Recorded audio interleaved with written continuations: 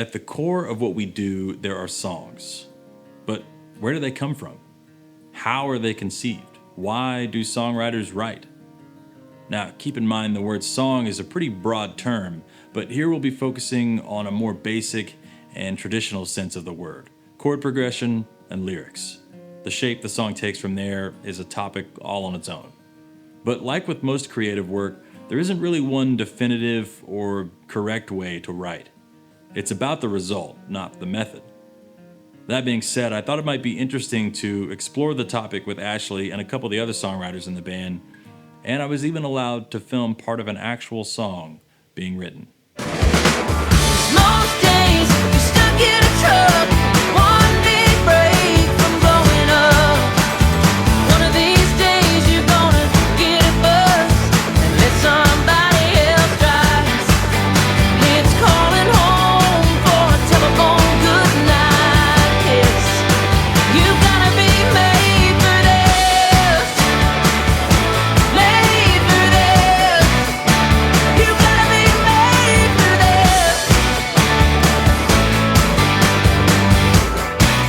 this. Tell me about your songwriting process, and let's start where the inspiration comes. For a long time, it's, at least historically for me, it was just shit you said in a bar one time or heard someone say in a bar one time. And then you type those down in your phone, and then you go back later when you're in a writing situation. You're like, oh, what was that thing I had the other night? And it's complete garbage, that thing that you wrote down. Yeah, sometimes you're going through and you're like, why did I have potatoes? Why did I have that? Oh, it's my grocery list. Yes. Yeah, I've done that Yeah. so many times. I think it would just be lived experience, and then it doesn't always have to be yours. It can be Yeah. somebody that you're close to that's going through. And it doesn't Whatever it always is. happen the same way either. No. I mean, it's like sometimes you just have a melody stuck in your head, and the words kind of fall out of the sky and into the place with that melody. And it's kind of, to me, it's like the Michelangelo thing. It's like you get a block of stone and the carving is already in there. You just have to chip away the other bullshit around it. And Yeah. And sometimes it's whatever the inspirational thing is, we're like, ooh, let's chase that, is a line in a song, or it's not a hook. A lot of times it's not a hook.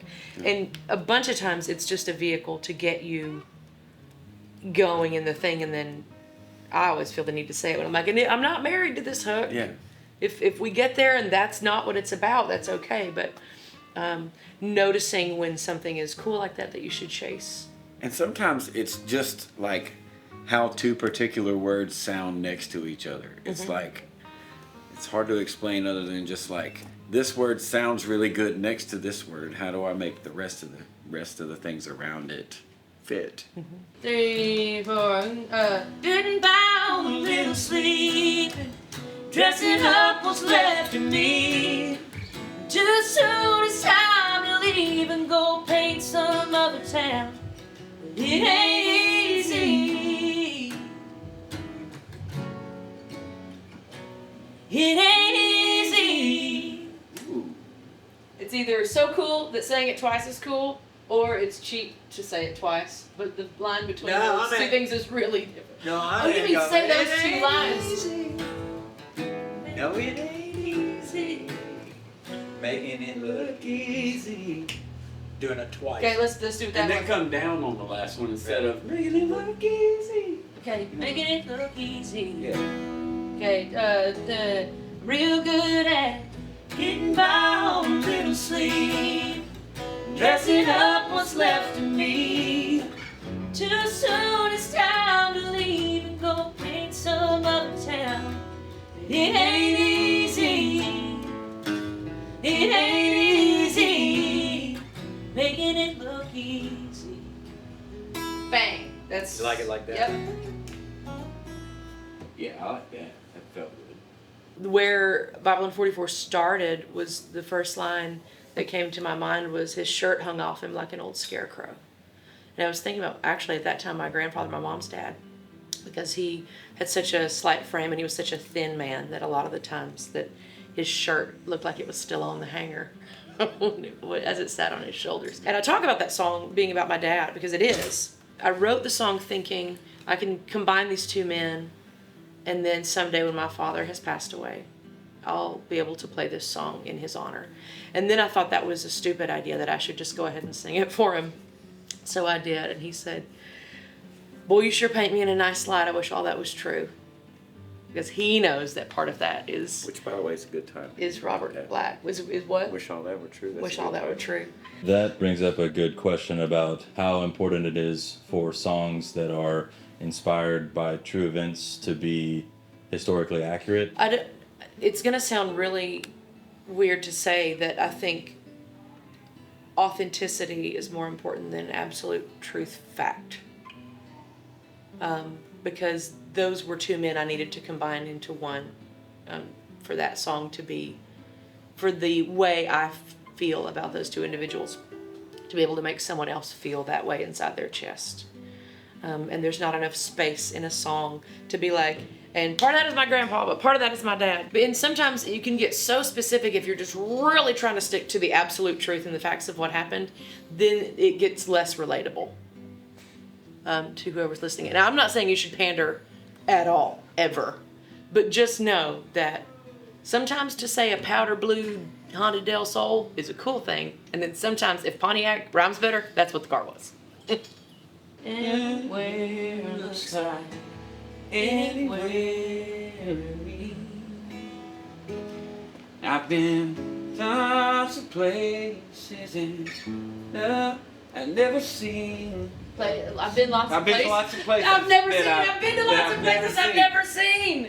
I've been lots of places I ain't ever seen. That's really good. Yeah.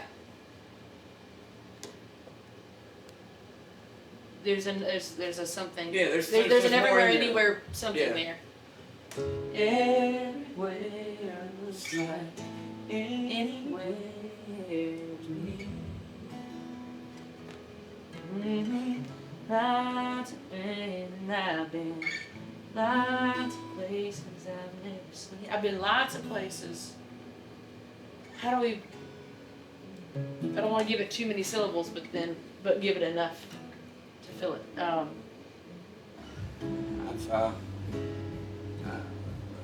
would have loved to see on. I've seen. Damn it! What is that? What am I reaching for there? And place I've never seen.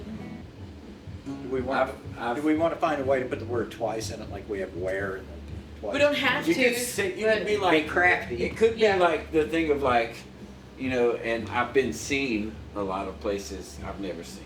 Like That's cool too. I've been seen. Oh yes. I've been. How to say it the way you said it again? I've been seen Seen lots of places that I haven't seen. I've been seen in lots of places I've never seen. I've been seen in lots of places I've never seen. That's pretty Or cool. lots of places I didn't see. Yeah. Yeah. Or whichever way. I mean, Yeah, at yeah, that yeah. point, it's whichever one sings the best. Right. Singer's choice. Or I've been seen in lots of places I wish I'd seen. Or I ain't seen. Everywhere looks like anywhere. And I've been seen lots of places I ain't seen. I think that's how you say it. Right? Yeah, that's just clean. I've been Yeah. seen in lots of Yeah, places. that's conversational. It's clean. I like it. Yeah, you don't have to put every one of your damn songwriter tricks in this book.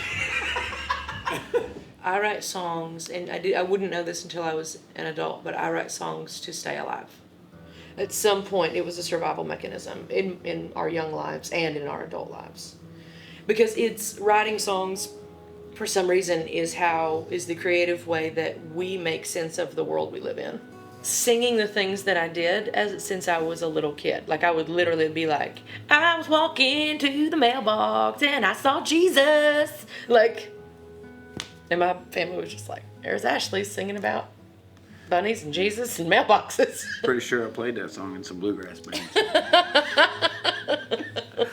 My grandpa gave me the instruments that I play, and that kind of started it all. And then I discovered via the internet rock and roll and bluegrass at like the same time, and I was like, this is amazing.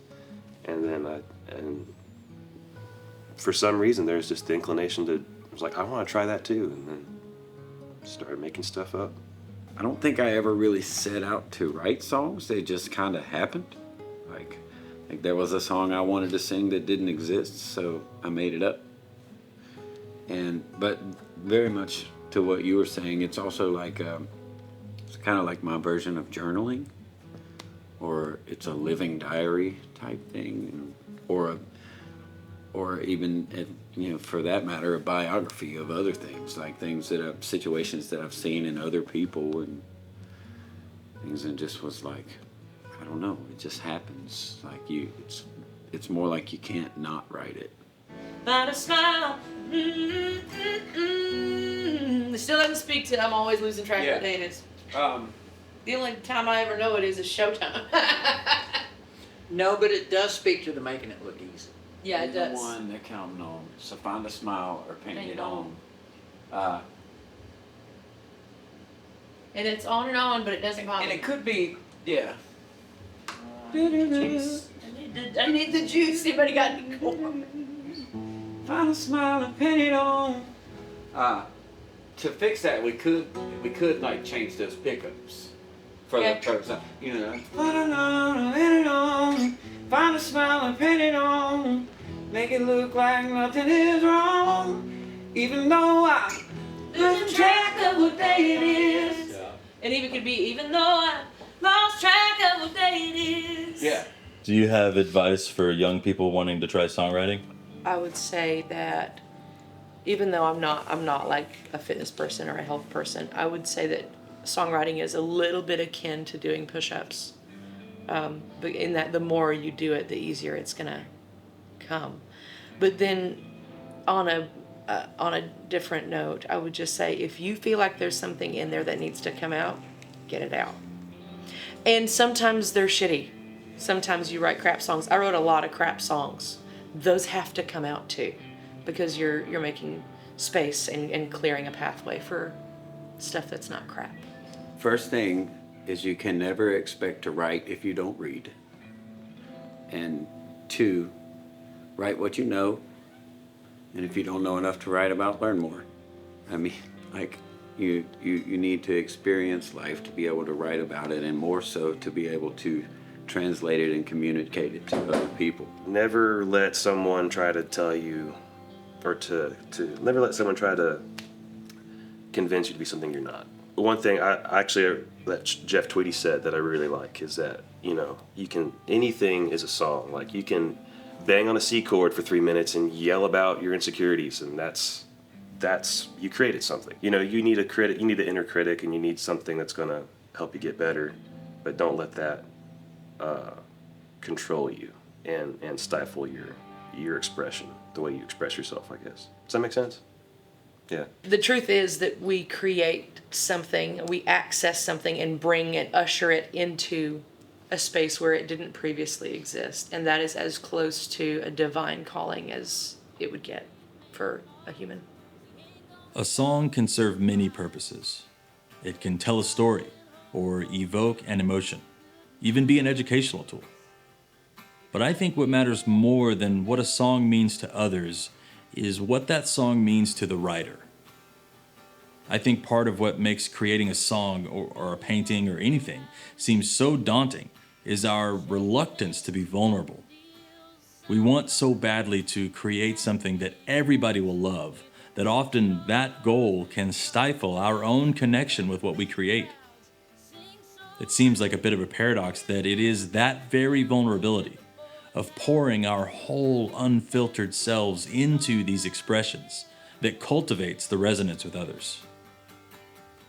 To be a wordsmith, to learn to play an instrument, to hone this sense of journey and flow in a 3.5-minute song are all very tedious and difficult skills to acquire for a songwriter.